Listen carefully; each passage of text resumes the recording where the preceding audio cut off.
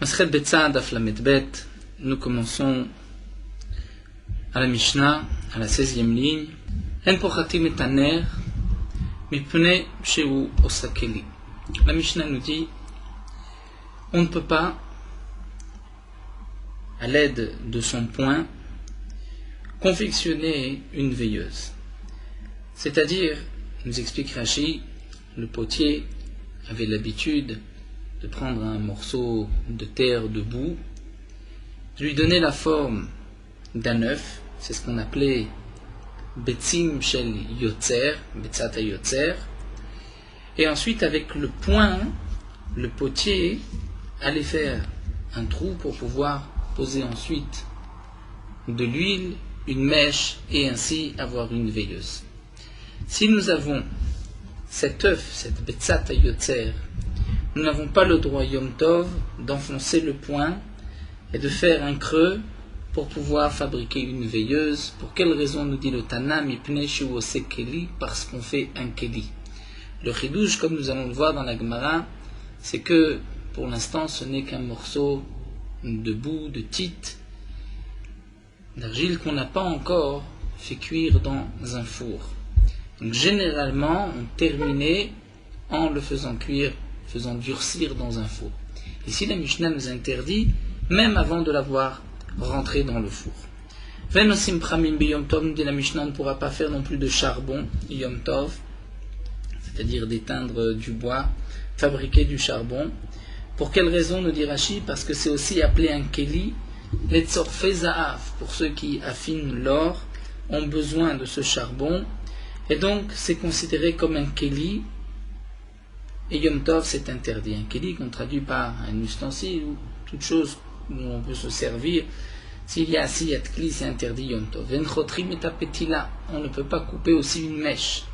C'est-à-dire, nous avons une mèche qu'on veut couper en deux et faire deux mèches. Nous n'avons pas le droit de la couper à l'aide d'un couteau. Rabbi Uda omer chotra be'or. Rabbi Uda permet de le faire avec une flamme, avec du feu. Non pas avec le couteau, mais avec du feu. Nous verrons que, d'après Tanakama, ceci est aussi interdit. Rashi nous explique aussi que de fabriquer une mèche, c'est aussi interdit pour la même raison, étant donné qu'on fait un keli, puisque cette mèche, maintenant, est coupée en deux. On peut l'utiliser pour deux veilleuses. Nous avons donc maintenant fabriqué, on peut appeler un keli.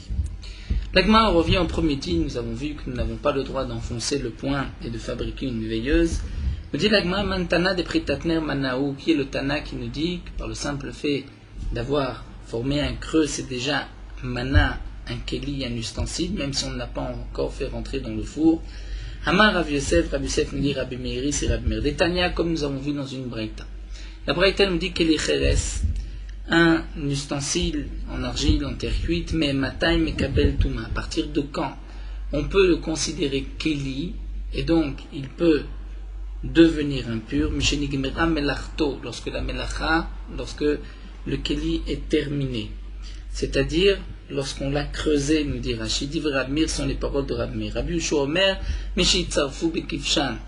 Rabbi Yoshua nous dit, ce n'est pas suffisant d'avoir fait un creux, un réceptacle, il faut aussi le rentrer dans un four et le durcir par l'intermédiaire du feu. Rashi nous dit que la lachon shitzarfu, chez les Chamim, dans la Gemara, c'est toujours de durcir, donc de durcir la terre cuite par l'intermédiaire du feu. Donc nous voyons ici que d'après Rabbi Meir, même si on n'a pas rentré dans le four, nous avons déjà un keli, et donc de même Yom Tov c'est interdit. Amale Abaye lui dit Mimai, et qui t'a dit que même d'après Rabbi Meir, dans ce cas-là, c'est considéré comme un keli chez nous. Dilma, peut-être que Atkan le Kama Rabbi Meir Atam, peut-être que Rabbi Meir ne s'est prononcé que dans un keli Cheres, qui est un keli plus grand, plus large qu'une simple veilleuse.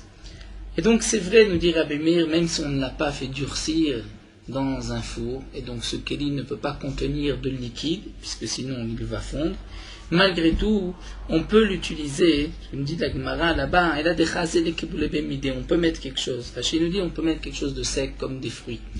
Donc même si on ne l'a pas rentré, on ne l'a pas durci dans le four, il est quand même considéré comme un keli, on peut l'utiliser. Pas pour du liquide, mais pour du solide. Avalacham ici, la veilleuse, étant donné que le keli est tout petit, les mailles chazé, c'est-à-dire si on ne l'a pas fait rentrer dans un four et qu'il ne peut pas contenir de liquide, s'il est évident qu'on ne peut pas utiliser ce keli pour autre chose, et donc il ne devrait pas y avoir de Touma dans le cadre Amir, où on ne devrait pas le considérer comme keli pour Yom Tov. Alors l'Agma répond, malgré tout, on peut l'utiliser les kiboulé pepchité pour mettre dedans des pièces.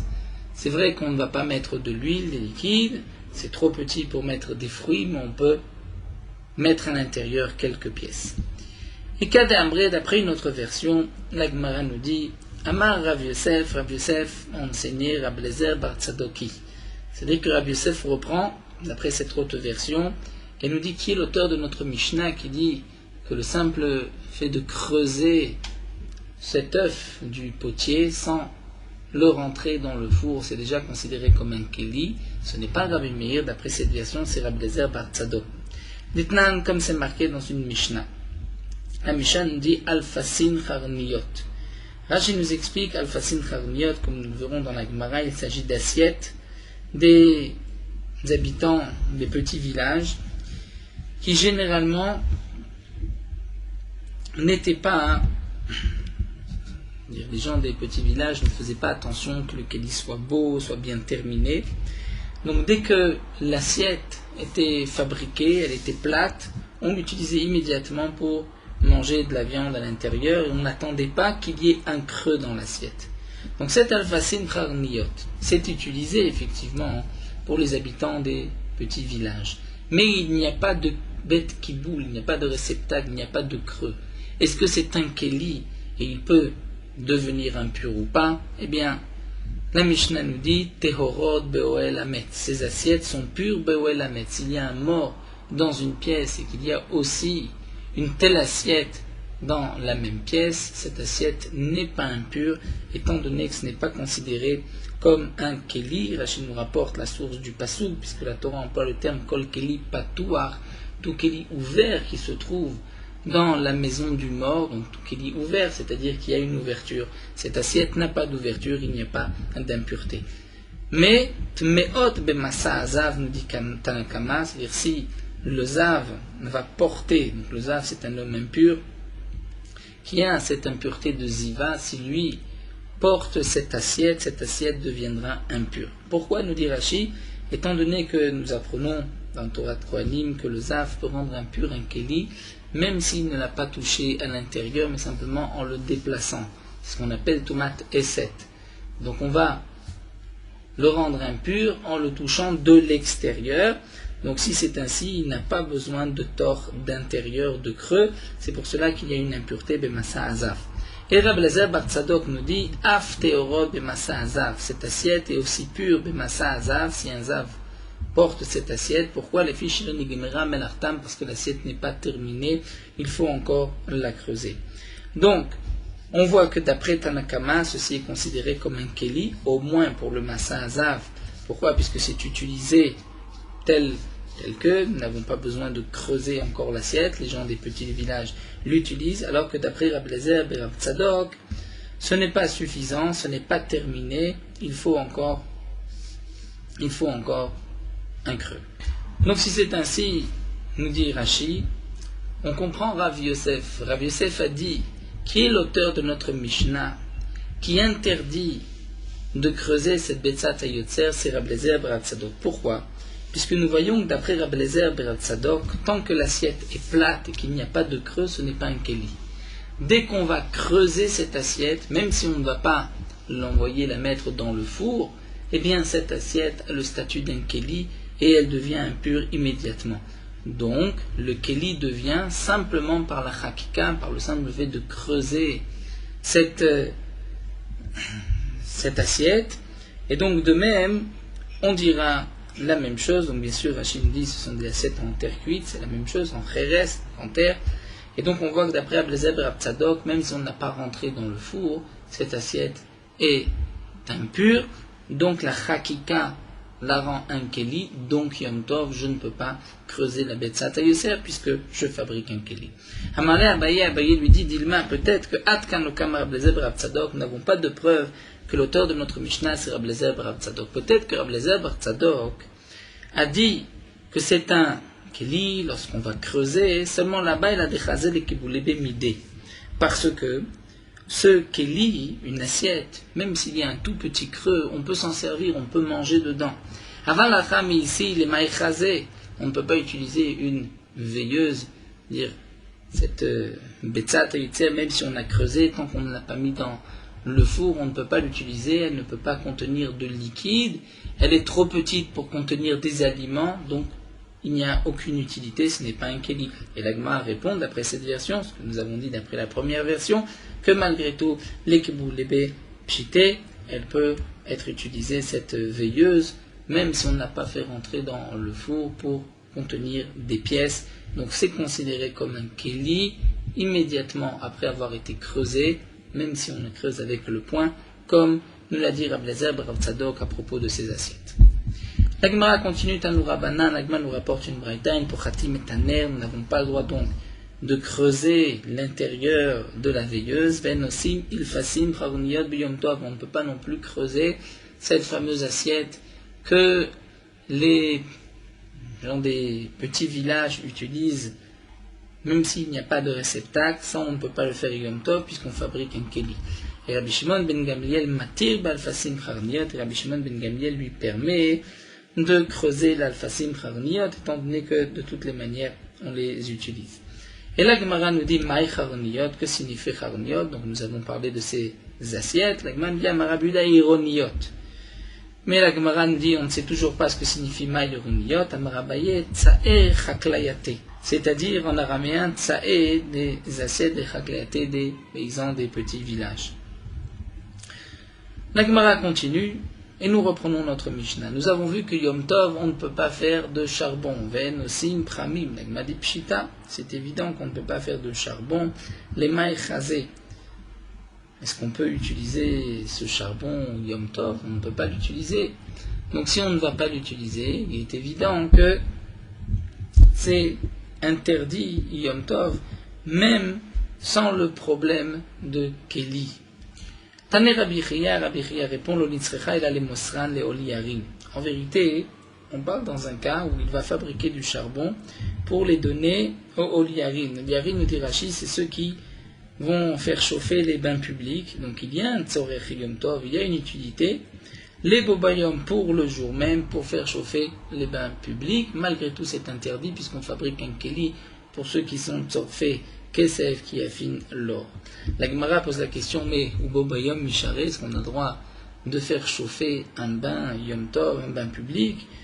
Les Chachamim m'ont interdit, comme nous rapporte Rashi ici la Gemara dans Masechet Shabbat, les Chachamim ont fait une gzera, on ne peut pas, même si l'eau a été chauffée avant Yom Tov, on ne peut pas se tremper pendant Yom Tov, ça ne peut pas être utilisé. Alors la Gemara répond, Kedama Rava les Azia, comme a expliqué Rava, c'est-à-dire les Azia, comme Rava a expliqué par ailleurs, c'est-à-dire dans Masechet Brachot, comme c'est rapporté, à propos d'une autre question, Rava a répondu qu'il s'agit les Azia, et qu'il était rentré pour transpirer, non pas pour prendre un bain, et ceci est permis Yom Tov avant la Gzera, Kodem Gzera, comme dit la Gemara, puisque la Gemara dans Shabbat nous dit aussi que par la suite les Chachamim ont interdit même de rentrer, de transpirer, une sorte de sauna, c'est aussi interdit Yom Tov. Donc là, avant la Gzera, Haname l'Asie avec Kodem Gzera, donc on pouvait utiliser le charbon simplement pour mettre un peu de vapeur dans la pièce, pour transpirer. Donc il y a une utilité de ce charbon, malgré tout c'est interdit étant donné qu'on fait un keli comme nous l'avons vu dans la Mishnah. À propos de l'explication de Rashi sur Pochatim et Taner que nous avons vu, c'est que le potier a préparé déjà comme un œuf de terre, de boue, qu'on va creuser et que généralement ensuite on faisait rentrer dans un four. Donc ici on parle dans la Mishnah qu'on ne l'a pas fait rentrer dans un four, malgré tout c'est un keli. Tosfot n'est pas d'accord avec cette explication de Rashi, entre autres puisque nous dit Tosfot ceci est considéré comme un keli adama, un keli de terre, et nous avons une règle qu'un keli de terre ne peut pas devenir impur. Et pourtant, dans la Gemara, nous voyons qu'il y a une question d'impureté à propos d'un tel keli. Alors, Tosfot préfère expliquer de la manière suivante. On avait l'habitude, avant de faire durcir cette veilleuse dans le four, bien qu'on l'avait déjà creusée, on mettait à l'intérieur un peu de paille ou autre chose pour garder l'espace pour ne pas que le trou se referme. Ensuite, après avoir fait durcir, cuire une première fois, on enlevait le tout et on le remettait encore une fois dans le four. Et donc là, nous dit Tosfot, il s'agit d'enlever ce qu'on avait placé pour laisser le trou, pour laisser l'intérieur de cette veilleuse. Et là est la question, est-ce que c'est considéré comme un keli de l'enlever, bien qu'on ne l'a pas encore rentré, encore une fois, dans le four. Nous reprenons la Gemara, Ven chotrim et taptila les shnaim. Nous avons vu dans la Mishnah qu'on ne peut pas couper une mèche en deux, et Rabbi Yehuda permet de la couper par l'aide du feu. La Gemara pose la question, Maïshena besakin delo. Pourquoi avec le couteau on ne peut pas couper une mèche? On va dire, de kametaken mana. Parce que ainsi, nous avons arrangé, nous avons fait un keli. Au départ, nous n'avions qu'une seule mèche, nous en avons deux. Mais si c'est ainsi, beorname kametaken mana, même par l'aide du feu, on est aussi metaken mana, puisque maintenant, nous avons deux mèches. Alors l'Agma répond, Tanera bichia chotra baor befish tenerot. C'est-à-dire, nous explique Rashi, on va d'abord rentrer la mèche, donc les deux bouts de la mèche, chaque bout dans une veilleuse pleine d'huile, donc des deux côtés, nous avons la mèche qui est maintenant dans deux veilleuses, et on va allumer la mèche au milieu. Donc en l'allumant, on va effectivement la couper en deux, mais on a allumé la mèche des deux veilleuses. Donc ceci, nous dit Rashi, est permis, puisqu'on voit que son intention était simplement d'allumer la mèche et non pas de fabriquer un keli, de faire deux mèches. Dans ce cas-là, c'est permis, puisque c'est comme s'il vient allumer une mèche. Donc là est la différence entre Rabbi Yehuda, Baor ou Besakin. Baor, d'après Rabbi Yehuda, c'est permis, Besakin, c'est interdit, puisque là vraiment, c'est Metaken Mana, on arrange un keli. Amar Rabbi Natan Baraba, Amarav, Rabbi Natan Baraba, Dion Rav, Mochatim et Taptila Beyom Tov, on a le droit, Mochatim, comme nous allons voir, l'Agma va expliquer, c'est d'enlever le charbon, la partie noire qui a brûlé de la mèche, pour permettre à la mèche de mieux brûler. Donc, Mochatim et Taptila Beyom Tov, l'Agma demande Maï Mochatim, que signifie Mochatim, Arav Hanina Bashalmaya, la douye Chouchra, c'est-à-dire d'enlever, Rachid dit la douye, c'est les assir, d'enlever Chouchra, le noir, le charbon qui marchir, qui affaiblit, qui fait diminuer la lumière de cette veilleuse. Donc ça, nous avons le droit Yom Tov. Tane Bar Kapara nous dit, Shesh Dvar Vav Dvarim, 6 choses Nemrou Beptila ont été dites à propos des mèches. Shalosh Leachmir, il y a 3 choses qui ont été dites Leachmir pour interdire. Shalosh laquelle les 3, laquelle pour permettre. Quelles sont ces 6 choses? Leachmir, premièrement, En Godli Mota Lechatrila B'Yom Tov. On ne peut pas fabriquer une mèche Yom Tov, dire la montée, la mècher Yom Tov. Ven Mehavevim Ota Baor. On ne peut pas non plus la brûler, la ranger avec un peu de feu, et la faire brûler au départ. Ven Chotrim Ota Leshnaim. On ne peut pas la couper en deux, comme nous l'avons vu, puisque tout ceci est considéré comme un tikkun, comme si on fait un keli, on fabrique une mèche. Mais les 3 choses qu'on permet, mais ma'achabeyad, on peut l'écraser, l'appuyer avec la main afin de la durcir. Ça, on peut le faire Yom Tov. Veshora beshemen, on peut la tremper dans de l'huile. Vechotra baor befish tenerot, et on peut la couper en deux en l'allumant lorsque les 2 bouts de la mèche sont dans 2 nérotes, comme nous l'avons vu. La Gemara continue et nous rapporte un autre enseignement, Ve'amar Rabbi Natan Baraba. Puisque nous avons parlé de Rabbi Natan Baraba à propos des mèches Yom Tov, la Gemara continue avec un enseignement qui n'a pas de rapport avec Masret Betza. Rabbi Natan Baraba nous dit au nom de Rav, Attiré Babel, les hommes riches de Babel, Yordé Geinam, méritent le Geinam, descendront au Geinam même, Kira, comme cette histoire des Shabtai Bar Merinos. De Shabtai Bar Merinos, Iklé les Babel était en voyage à Babel. Ba'em Minayu, il aura demandé aux habitants de Babel Iska, c'est-à-dire il aura demandé de la marchandise pour pouvoir lui la revendre et partager les gains. Veloya voulait, et on ne lui a pas donné. Maisonné, Mizen Namel Ozainua, il a demandé à manger des maisonnotes et on ne l'a pas nourri non plus. Amar, à ce moment-là, Shabtai Bar Marinus a dit Anem Erevrav Ka'atu. Ces gens de Babel qui m'ont refusé tout cela, qui n'ont pas de miséricorde, viennent certainement du Erevrav, de ceux qui se sont mélangés au Bnei Israël en sortant d'Égypte, puisque c'est marqué dans le Passouk où Akadosh Baruch Hu promet Venatan lecha rachamim verichamcha. Akadosh Baruch Hu te donnera la rachamim de la miséricorde et verichamcha, c'est-à-dire et tu auras la possibilité, Akadosh Baruch Hu aura pitié de toi et toi tu auras pitié des autres. Kol hamerachem ala beriyot biyadua shomizavo shel Avraham Avinu. Tout celui qui a pitié des autres, qui a de la rachamim. Donc ici Rashi nous dit Venatan lecha rachamim, c'est-à-dire que je te donnera de la miséricorde pour que tu aies pitié des autres. Donc si quelqu'un n'en a pas, c'est qu'il n'est pas descendant de Avraham Avinu, puisque comme Rashi nous rapporte la suite du pasuk, c'est Kashen Ishbal Avotecha, comme il a juré à tes ancêtres, comme il a juré à Avraham Avinu. Donc celui qui a de la rachamim, il est mizarosh à Avraham Avinu, v'chol mishnu merachem à la beriyot. Celui qui n'est pas merachem, qui est achzari, biyadou Hashem mizarosh à Avraham Avinu, on peut être sûr qu'il n'est pas descendant de Avraham Avinu. Un autre enseignement, Vamar Abnatan Baraba, toujours Abnatan Baraba, Amarav, Kola Metzaper, Shulchan Acherim, tout celui qui espère, c'est-à-dire qui dépend de la table des autres, qui ne mange que ce qu'on lui donne, ce que les autres vont lui donner par leur miséricorde, Olam Chosher Ba'ado. Olam Chosher Ba'ado, c'est-à-dire le monde est obscur contre lui, devant lui. C'est-à-dire tout est devant lui comme de l'obscurité. Shinema, comme c'est marqué dans le Pasuk, Noded ou la lechem aye, celui qui recherche, qui va d'endroit en endroit pour chercher son pain, demande aye où est-il. Alors, dit le Pasuk, Yada kinachon beyado yom chosher. Il peut être sûr qu'effectivement, c'est près devant lui, nachon beyado, c'est près devant lui, yom chosher, un jour d'obscurité. Dire l'obscurité, la difficulté, tout est noir devant lui puisqu'il espère le pain des autres. Afrizda Amar, Afraya Velanchaim, Afrizda plus encore, Afrizda nous dit même sa vie n'est pas considérée comme une vie, c'est-à-dire il ne vit pas bien puisqu'il dépend toujours des autres. Tanoura Banan, Elagman nous apporte une braïta qui confirme Shalosh Chayem Enan Chaim. Il y a trois personnes dont leur vie, on peut dire Enan Chaim, ils ne vivent pas, ceci ne s'appelle pas vivre.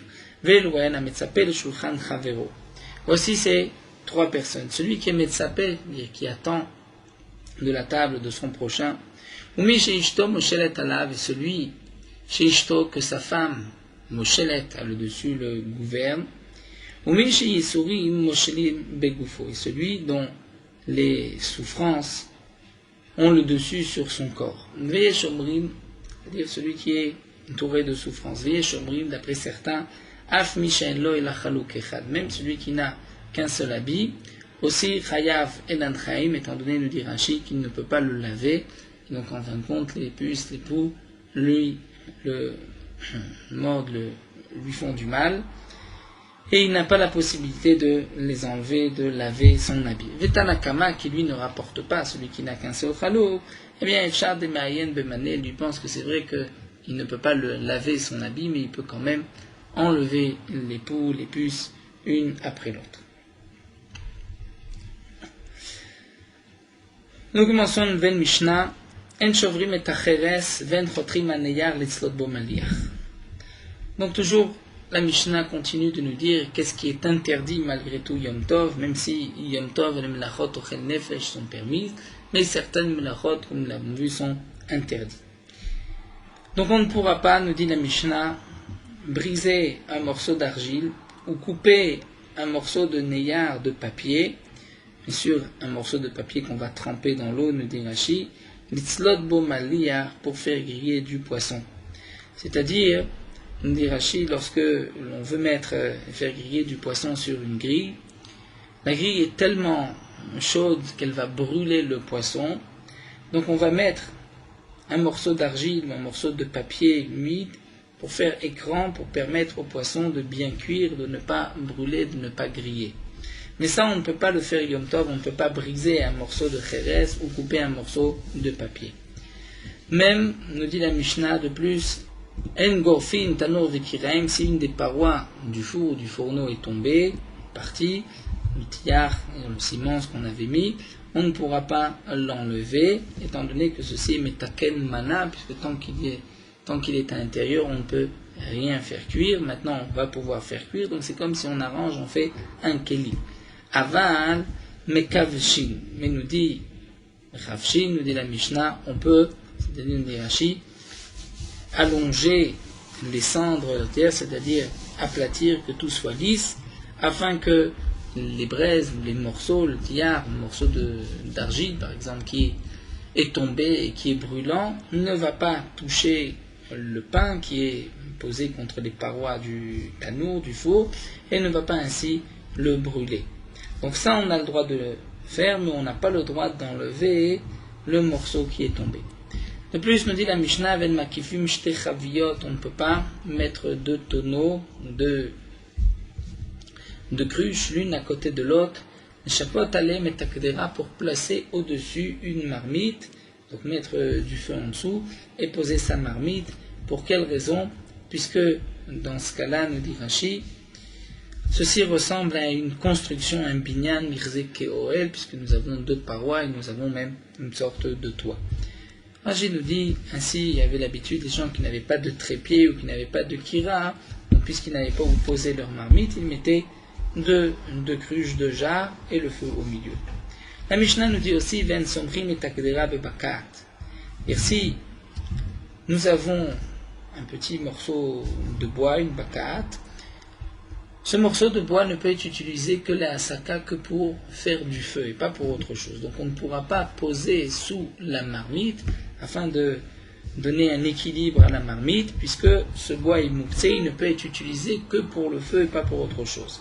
Ren bedelet, de même avec la porte. Nous verrons exactement ce que cela signifie. La Gemara posera la question, qu'est-ce que ça veut dire qu'on ne peut pas, grâce à la porte, donner un équilibre à la marmite? Ça, la Gemara expliquera. Ren manigim et abema b'makel b'yom tov, on ne peut pas non plus, quand il nous dit dans un domaine public, on ne peut pas diriger une bête avec un bâton le jour de Yom Tov. Rabbi Shimon matir, Rabbi Shimon permet. Donc Rashi nous dit que pour l'instant, on pensait que la raison était qu'on ne peut pas utiliser un morceau de bois qui n'est pas un keli, puisque le bois est réservé au combustible, à être utilisé comme bois pour le feu, et pas pour diriger sa bête, donc c'est mouktsé pendant Yom Tov. Donc voyons voir toute cette Mishnah, la Gemara va nous l'expliquer. Tout d'abord, le premier dit. La Mishnah reprend, nous avons vu qu'on ne peut pas couper un morceau d'argile ou un morceau de papier pour pouvoir faire griller du poisson dessus. Maïtama, pour quelle raison? Mishum deka metaken mana, puisque c'est considéré comme si on est metaken mana, comme si on arrange un keli pour pouvoir poser le poisson. Vengorfim tanur vikiraim, mais on ne pourra pas enlever, si une partie du four ou du fourneau est tombée, une partie des parois sont tombées dans le four, on ne pourra pas les enlever, puisque c'est metaken mana, comme nous avait expliqué Rashi. Rashi avait expliqué dans la Mishnah que cette Mishnah est comme la vie des Chachamim, que nous avons vu plus haut d'Afraftet, puisque les Chachamim pensent que tout ce qui est marchiré au chel nefesh, c'est-à-dire non pas qu'on cuisine directement, mais on prépare pour pouvoir cuisiner, ceci est interdit pendant Yom Tov. Donc puisque en enlevant la partie de la paroi qui est tombée, on va ainsi arranger le four, le fourneau, le keli, c'est interdit. Mais Taner Rabbi Chia bar Yosef Kamed Rav Nachman, Rabbi Chia bar Yosef a enseigné devant Rav Nachman, il a dit V'im efshar le'afot edaim ken gorfo mutar. Mais si nous n'avons pas la possibilité autrement, on est obligé d'enlever le morceau. Dans ce cas-là, c'est permis. Et Rashi nous dit, comme Rabbi Yuda, qui lui pense que les ochel nefesh, même marchiré ochel nefesh, même lorsqu'on vient préparer le four pour pouvoir cuire, ça c'est permis. L'agma continue, débitayo de Rabbi Chia, nafale aricha betanura. La femme de Rabbi Chia lui était tombée une brique betanura dans le four, Yom Tova, le jour du Yom Tov. Amala Rabbi Chia lui a dit, Chazé, fais attention, Dana rifta malieta baina, parce que moi, je demande un bon pain, je demande rifta, tu as du bon pain. Et donc fais attention de bien enlever, c'est-à-dire d'enlever cette brique du four afin que le pain soit comme il faut. Amarle Rava le Shamé, Rava aussi a dit à son shamash, Taveli avza, fais-moi griller une avza, dire un canard, une noix, Veizdaer mecharucha, mais fais attention de ne pas la griller, c'est-à-dire enlève bien tout ce qui se trouve à l'intérieur pour qu'il n'y ait pas, nous dit Rashi, dans le fond, c'est-à-dire à l'intérieur du four, là où se trouvent les braises, comme une brique ou une pierre qui a déjà chauffé dans le four, et ensuite, si cette brique ou cette pierre va toucher cette oie, elle va la brûler, et donc je désire une noix qui n'est pas brûlée, qui est bien cuite. Rachid nous explique aussi que à l'époque, l'ouverture des tanourim était petite, et donc il fallait rentrer à l'intérieur le tzli, et ensuite fermer le haut du four, et c'est donc pour cela qu'il fallait faire attention qu'il n'y ait rien à l'intérieur. Amar le Ravina le Ravashi, Ravina dit à Ravashi, Amarlan Ravacha Meutzal. Ravacha Meutzal nous a dit des que mar, c'est-à-dire nous dit Rashi, que Ravashi, Sharkin le Tanura Beyoma Tava. C'est-à-dire il permettait à ses esclaves, c'est-à-dire à ses serviteurs, il permettait à ceux qui l'entouraient, de mettre tout autour, pour fermer l'ouverture du four, de mettre tout autour de la boue afin que la chaleur soit bien conservée et ne sorte pas. Et donc la question qui se pose, c'est que de faire de la boue Yom Tov, c'est interdit puisque c'est une tolda de l'isha, donc de prendre de la terre et de l'eau, ça devrait être interdit. Amarle, il lui a répondu, Anan araketa de perat samchinan. Nous sommes sur le bord de ce fleuve du Pérat, et donc nous avons de la boue qui est toute prête, nous n'avons pas besoin de la fabriquer, c'est pour cela que, notre Ravashi lui-même répond, j'ai permis à mes serviteurs de terminer, de fermer le four avec cette boue.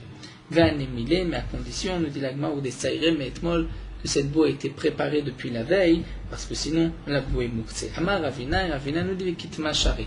Si on prend de la cendre qu'on mélange avec de l'eau, c'est permis, il n'y a pas d'interdiction, puisque comme l'Agmara le dit dans Masret Shabbat, efer laf bar giboul, c'est-à-dire ce n'est pas considéré comme une pâte, même lorsqu'on la mélange avec de l'eau, il n'y a pas de lisha, donc on pourrait prendre et ainsi fermer le four. La Gemara continue, Ven makifim shte chaviot, nous avons vu qu'on ne peut pas mettre de chaviot, de cruche, et une marmite au-dessus, mishum bonnet. Amar Rav Nachman, avalim shebet akise mutal tzadam biyom tov. Rav Nachman nous dit, prendre des pierres pour faire une sorte de chaise dans les toilettes, c'est permis yom tov. Et Tivé Rabba le Rav Nachman, mais Rabba, on va poser la question à Rav Nachman. Pourtant, c'est marqué, makifim shte chaviot, les chafot alem et akdera, on ne peut pas mettre deux cruches pour ensuite poser la marmite dessus, puisque ceci ressemble à une binyan. Amarle, il lui a dit, Shane ata mishum de kavidoala. Là-bas, c'est différent, étant donné que lorsqu'il va mettre la marmite, donc il y a une sorte de toit, et là, c'est interdit. Mais dans les toilettes, juste le moshav, c'était de mettre de chaque côté, mais il n'y avait rien qui recouvrait cet écreux. Amal et Rabazuta le Ravashi, Rabazuta le Ravashi, la meata, c'est ainsi, Bana itztaba beyom tov, de lo avidoala. Mais des charrettes, si quelqu'un construit une sorte de petite estrade Yom Tov, où il n'y a pas de OL, est-ce que ça va être permis? Rashi nous dit, Itztaba, on traduit par une chaise fabriquée de briques et de boue, puisqu'il n'y a pas de OL, ça devrait être permis. Amarle, il lui a dit non, Atam binyan keva asra Torah. Binyan ara ilo asra Torah.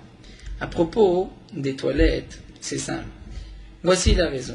La Torah interdit binyan keva, c'est-à-dire lorsque c'est une construction fixe, comme par exemple cette itztaba, là la Torah l'a interdit. Lorsque c'est binyan aray, une chose de provisoire pour les toilettes, donc là c'est mutar mina Torah. Seulement gazrou rabbanan binyan aray mishum binyan kevat, c'est les chachamim qui ont interdit binyan aray, même si c'est provisoire, de peur qu'on risque de faire quelque chose de fixe.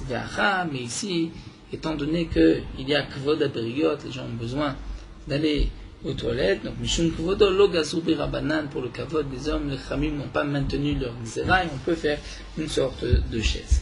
Amar Rabuda nous dit, ay medurta, lorsqu'on fait une medura, on fait un grand feu, et qu'on avait l'habitude, nous dit Rachid, de mettre comme 4 murs de chaque côté, et ensuite de mettre du bois par-dessus, donc ça ressemble à un OL.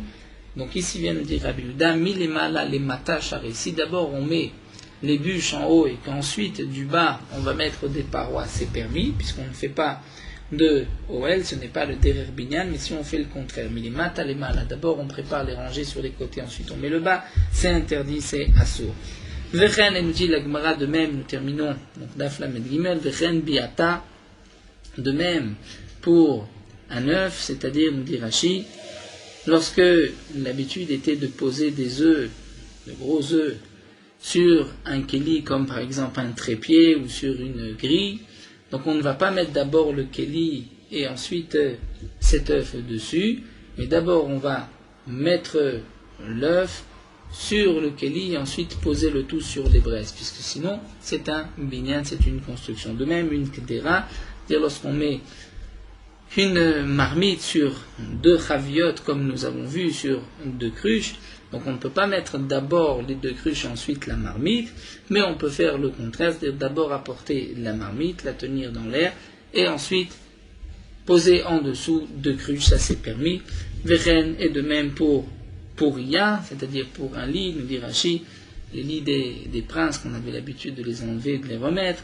Donc là on ne pourra pas mettre les barres du lit, c'est-à-dire les planches, le contour du lit, et ensuite de poser cette sorte de peau qui était dessus, mais d'abord, donc, quelques personnes vont tenir la peau, et on va par en dessous mettre les pieds du lit, les 4 planches du lit, puisque ainsi ce n'est pas une binyan, une construction. Vechen chavita, et de même pour chavita, nous dit Rashi, lorsqu'on va mettre des tonneaux dans une réserve, dans une cave, et qu'on va poser un tonneau, une chavite sur 2, eh bien on doit aussi tenir la chavite d'abord et poser les 2 chaviotes en dessous, mais si on fait le contraire, on pose d'abord les 2 chaviotes, ensuite la 3e par-dessus, ceci ressemble à une construction et c'est interdit. Alors nous allons nous arrêter ici, nous reprendrons Bezrat Hashem la suite de l'explication de cette Mishnah.